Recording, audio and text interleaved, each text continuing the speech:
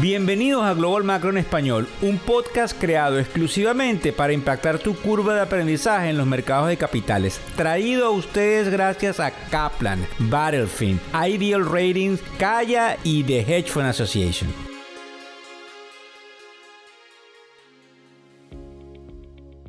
Hola, ¿cómo están? ¿Cómo les va? Hoy es lunes 7 de agosto del año 2023. Buenas noches, buenas tardes o buenos días, dependiendo no solamente del lugar donde se encuentran, sino la hora en la cual sintonizan este podcast que es grabado alrededor de las 10 y 12 de la mañana de hoy, lunes 7 de agosto. Fíjense bien, ayer domingo tuvimos nuestro segmento institucional donde invitamos a todos los colegas, manejadores de fondos, a que tengan la habilidad de escucharlo para que cada domingo en la noche puedan tratar de acortar o achicar esa, dinámica de investigación que tiene que hacerse los fines de semana para saber dónde estaría la narrativa del mercado. Nos llama muchísimo la atención el hecho de la nueva subida bursátil que estamos viendo hoy lunes, máxime cuando, según Tom Lee, habrían algunos nubarrones, y decimos según Tom Lee, que es el fundador de la compañía Fundstrat, porque Tom ha sido sumamente positivo durante los últimos meses y ahora cambia un poco el tono diciendo que desde el punto de vista estadístico agosto no es un buen mes para el mercado de capitales. Sin embargo,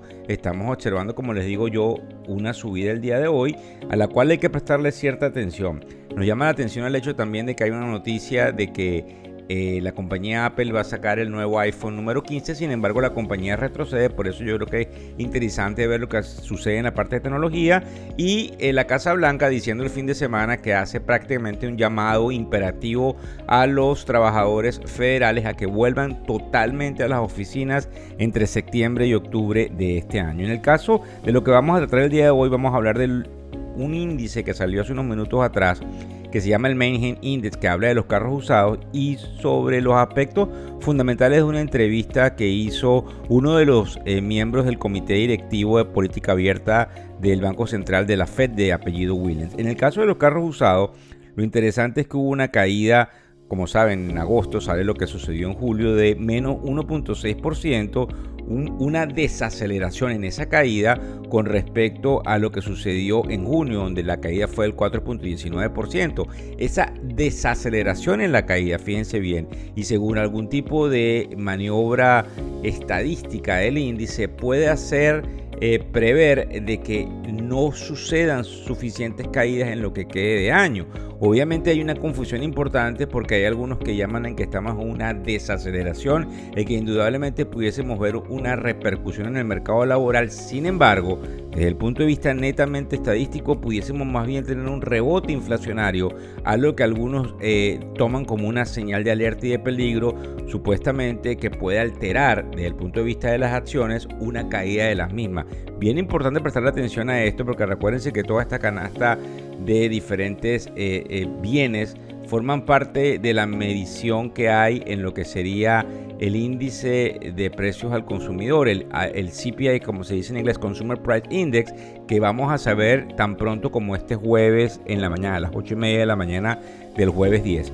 Otra de las cosas interesantes es la repercusión de la entrevista que obtuvimos el día de hoy de parte del New York Times con el representante de la Reserva, como les digo, de nombre Williams. Él habla de que ellos están bastante, complacidos con el manejo de la inflación desde el punto de vista de donde se ubica, que obviamente durante las últimas semanas ha venido cayendo. Él también indica que esperan que pudiese haber solamente una nueva subida de tasas de interés, lo que se llama técnicamente 25 puntos básicos, que para que sepan es 0.25%, y también prevé que en el 2024 hay un recorte. Otra de las cosas que dentro de lo que se deja ver en la entrevista nos pudiese llamar la atención es que la Reserva pudiese tener algunos vestigios, del comité directivo, de que la meta inflacionaria no sea del 2%.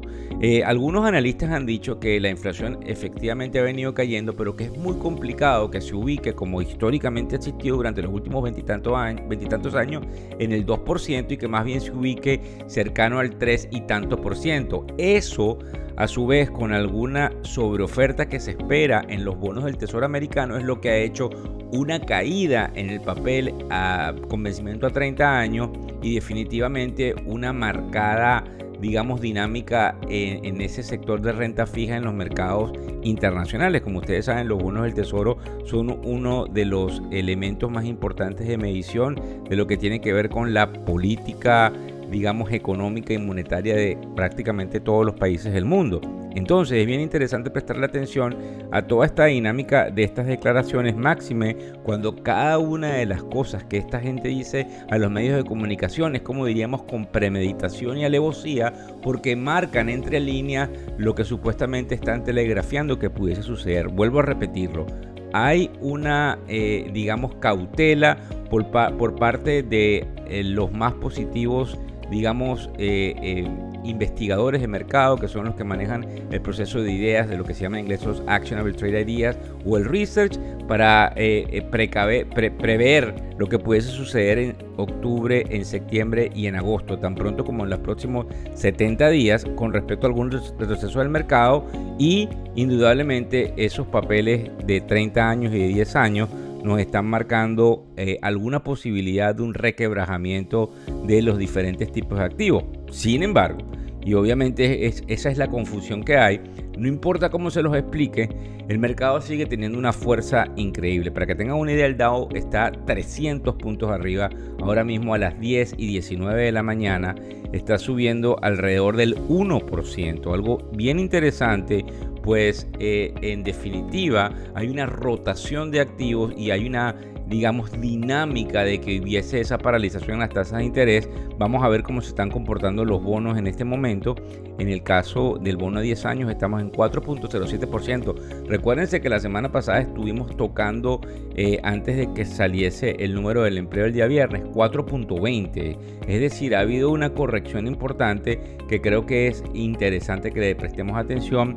Algunas cosas sucediendo para todos los que se han inscrito en factoreseconómicos.com, que les llegó esta mañana el newsletter, donde lamentablemente desde el punto de vista de las criptomonedas hay algunos nubarrones, lo que ha hecho que el Bitcoin se ubique por debajo de los 29.000. Yo creo que es bien interesante que lean ahí en el newsletter la situación que está sucediendo con las criptomonedas y que le prestemos atención un poco a lo que puede suceder probablemente con algunas de estas rotaciones, con algunas de este tema inflacionario, con el caso del oro, que ha prendido ciertas alarmas en algunos bancos centrales y que pudiese definitivamente ubicarse por encima de los $2.000 por onza. Muchas gracias por seguirnos en las redes sociales, por compartir y por estar pendiente de cómo la economía te afecta directa o indirectamente. Gracias.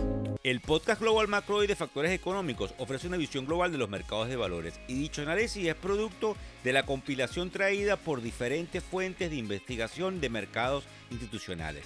Por motivos y declaración regulatoria, este podcast no debe ser interpretado como una recomendación precisa en inversiones, bien sea en productos y o vehículos financieros. Y además, sugerimos consultar con su respectivo asesor particular de inversiones o su equivalente en caso de suscitarse cualquier duda que pudiese derivarse de nuestra fuente informativa. Este podcast es narrado por Víctor Hugo Rodríguez, quien es un conocido profesor y comunicador financiero, cofundador de la plataforma educativa ilafin.com.